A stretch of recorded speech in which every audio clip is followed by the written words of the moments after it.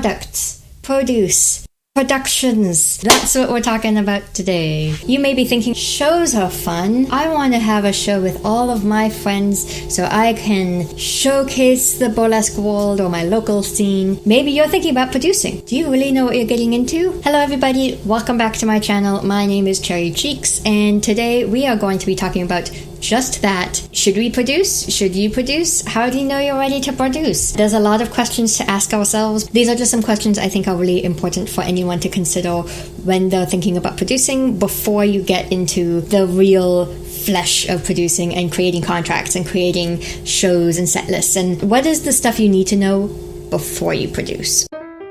Biggest question that I think everyone is probably thinking about anyways, with or without me saying this, is why do you want to produce? What is your goal? Why do you think you are the right person to produce these shows, your shows, whatever shows you're thinking about producing? What is your goal with them? Do you want to produce because you think it'd be fun and you really want to highlight the performers and you want to highlight some of your friends or the local community? Or maybe you want to produce because you don't see enough diversity in the casts of the shows that already exist. Or maybe you want to have a new format and maybe you want to just change all that up, shift things around, make some waves and become that new exciting thing. Or maybe you see a niche that's not being met. All of these are really awesome reasons to produce if you just want to create more variety, create more change, and want to create that community that you're really not seeing in burlesque in your local scene, or even beyond if you want to produce bigger shows like festivals. That's totally awesome. That's super great. What leads from there is, okay, why am I producing? Why do I think I'm the right person to produce this show? That can take a lot of work. Maybe you'll have to look inside yourself. As producers, we have a really big job. There's so many producers in burlesque across North America, across the globe, that you're gonna see some amazing producers and you're gonna see some producers who make some of the best productions you're ever gonna see, and they create diversity, they create equity, they have standards in place and protocols. And then there's also a lot that we do see that really don't live up to those standards that we expect in burlesque shows as performers, as other producers, as community and professionals. And so that's one thing to consider, is why do I think I'm the person to produce this show? Can I do these things that live up to those standards? So some of those things to consider that you might have to reflect on, am I the right person after all of these questions, is can I afford to produce? It's really interesting. There's no official standard in burlesque, even in local scenes in one town or one city. You'll see many different pay scales and ways that producers pay their performers and methods of how performers get paid and how contracts are made. And so when I say standard, it's a really loose term, even locally in local scenes. There's not going to be that one standard, but as a producer, some things that you might want to consider before you even start to produce, or before you start to get into, again, your paperwork of producing, is really good to just talk to other producers in your scene and talk to other performers in your scene and consider, if you're a performer as well, what have you been getting paid and how have you been getting paid from different producers? Ask other producers what they've been paying the performers, or how they pay, or how they handle contracts, or what they think is really important for new producers to know, and what are some challenges of producing. And that really gives you not only a sense of your own growth, and it gives you ideas of what burlesque looks like and how to produce and what that could look like, but it also gets your name into the community as a producer even before you start to produce. Burlesque people like to talk and network, and so when you network and make these communications and these connections with other producers or performers, and if someone comes to me and is like, hey Cherry, there's a brand new producer in town, do you know about them? Her name's Susie Von Strip. Yes, I'm repping Susie Von Strip today. Maybe I know them, maybe I don't. If I know them, then I can be like, yeah, I like Susie, she's brand new to burlesque, but I've had lots of coffee dates with her, I've hung out with her a lot, and she really wants to make change, and these are some things I've noticed about her. She seems really open to creating community. If another person hears that from me or from another performer or producer, that can be huge for you, and people just start to know about your name, and then you slowly start to get this buzz with your name, and you become like this cool new producer that people haven't heard of but people want to see. And so that's really cool. When you ask around producers and talk to other producers, you find out what those pay scales kind of look like, and you find out how people are paying. There's many ways to produce. There's many ways to pay your performers, but it's really important that you can pay your performers and that you can afford to produce. And when you're thinking about these things, you're going to ask yourself, Can I afford to produce? Can I afford to hire headliners if I want to have headliners? Can I afford to pay my performers a living wage and enough so that they can make burlesque an actual career if they want to and not just a hobby? Can I do this on my own? Thinking about venues, thinking about productions, thinking about paying your staff, paying your performers, advertising, all of these different costs go into producing, and that's something that's really important to think about, is like, how can I afford to produce?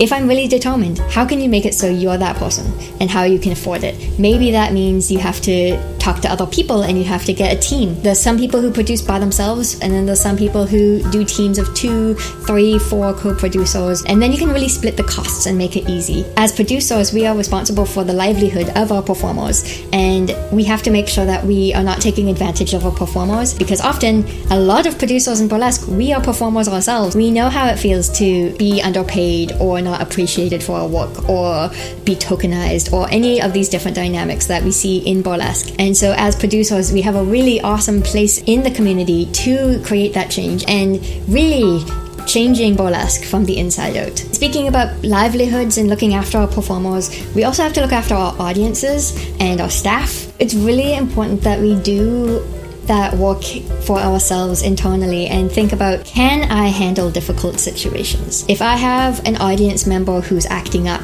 or if I have a performer backstage who's behaving wildly inappropriately, if I find out after I've hired a headliner that there's actually a really huge history with them, can I address that with people? And again, same as before, maybe I need to get a team together to create those spaces and to create those conversations, even accept that these things are going to happen and they are opportunities for us to learn and to grow and to be better. In the burlesque community, we are very interconnected. I might be living in Canada on the West Coast, but there might be some people who live in the US or in Europe, and we hear about other productions and other performers in our shows. Even if my goal is I only want to do local performances, I don't want to do festivals, I don't want to connect with the rest of the community, touring performers are going to hear about that. And so if you're really good and if you have a team that has your back to address these situations, then more people are going to want to perform for you, more people are going to want to visit and be in your audiences and buy your tickets. We don't want producers to fail. We want good shows. We want really great producers, and we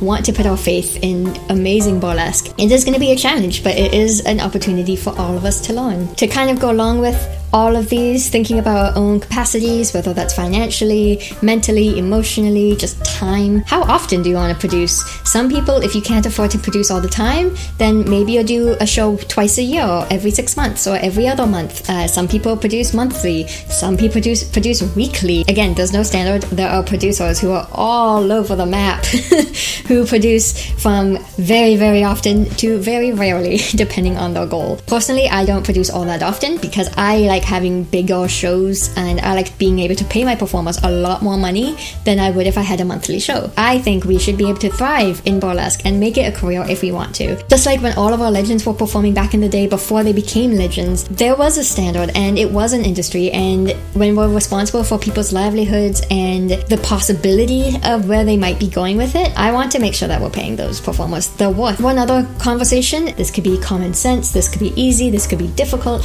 depending on who you are and your experiences and your own local scenes or goals. Before you even start again to make protocols and contracts and booking venues, how are you going to make your shows diverse every single time? And how are you going to make sure that you have equity in your shows every single time? We are in a time right now with burlesque where it's no longer enough to put on amazing shows and good shows, but we have to make sure we're creating those safe spaces and make sure that we are really doing the work on stage and off stage, and make sure that we're not contributing to so many things that we see outside in the general public that create marginalization and create marginalized communities and oppression. How can I handle that? And am I going to be a producer who's willing to sit back and listen when concerns are addressed, and how am I going to handle them moving forward? It's not just making sure we have a really good show that's inspiring and leaves people going home to be like, oh my gosh, that was amazing, best show of my life, I want to do burlesque. How do we make burlesque equitable and appropriate for the people who are already in burlesque before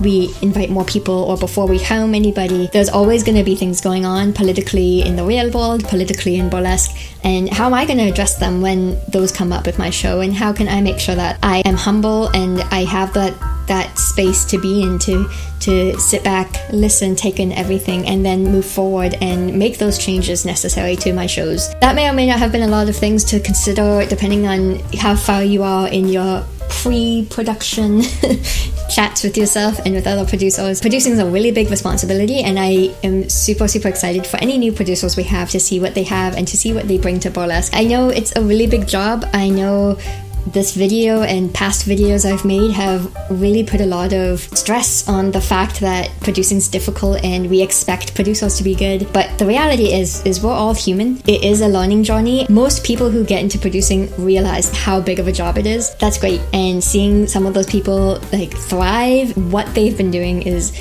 ridiculous, and I am all for it. When you see good producers and good productions, it inspires the rest of us to do better. All of these different dynamics, and you see some amazing magic being created. We have amazing producers, and you can easily become one of those producers that people think of. You can be one of those producers who bring community together and bring your audiences together for an amazing, inspiring show, and your performers are excited to work for you and they want to keep coming back, and they do. No, you're not alone. Again, I know I make it sound like it's a really big thing because it is, but I don't want you to be too scared to produce. I want you to be able to have these conversations with yourself and know that if you can come through these conversations and think, yeah, I can do this. I have a really strong self-confidence, so I can bring up issues, or I can talk to people about issues, or I can have these discussions, or yeah, I know I feel really confident in my networking, or I feel really confident in studying my networking. If you're brand new, you just kind of build from there. Start with a platform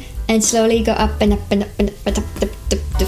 If you have any questions, I would love to see your comments down below, whether you're brand new, what are some questions you have for producing, or if you've already been producing and are a producer, what are some thoughts or advice you have down in the comments down below for new producers to keep in mind before they start producing. Thank you so much for watching this video. If you want to keep up with any new videos I post, you can like, subscribe, and hit that cowbell down below. I will be doing a lot more videos on producing to hopefully help as little stepping stones for new producers. Yeah, that's kind of my 2 or 10 cents. I'll see you next time. Bye.